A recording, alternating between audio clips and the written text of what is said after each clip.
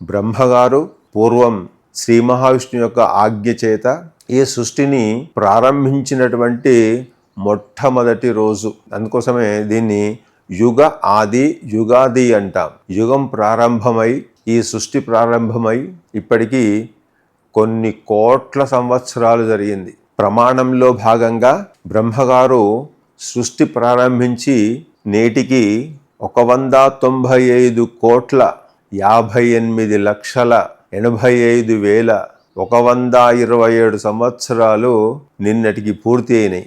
ఇవాళ 128వ సంవత్సరం అంటే 195 కోట్ల సంవత్సరాలు పూర్తి అయిపోయింది. 58,85,128వ సంవత్సరం ఇది. కాలయుగ ప్రమాణం మనము ప్రస్తుతం కలియుగంలో ఉన్నాము. కలియుగ ప్రమాణం 4,32,000 సంవత్సరాలు.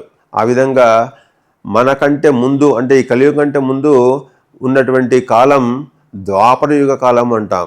ఆ ద్వాపరయుగ కాలం యొక్క ప్రమాణం 8,64,000 సంవత్సరాలు.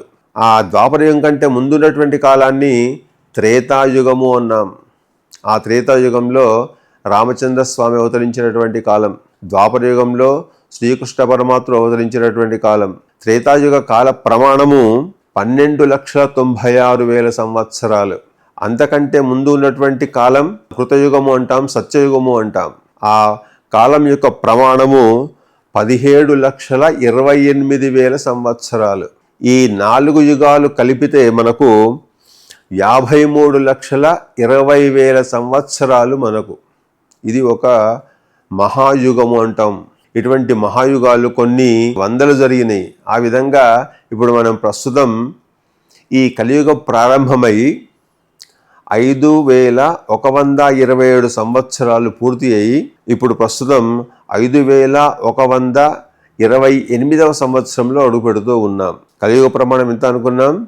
4,32,000 సంవత్సరాలలో కేవలం గడిచింది ఇప్పుడు 5,127 సంవత్సరాలు మాత్రమే.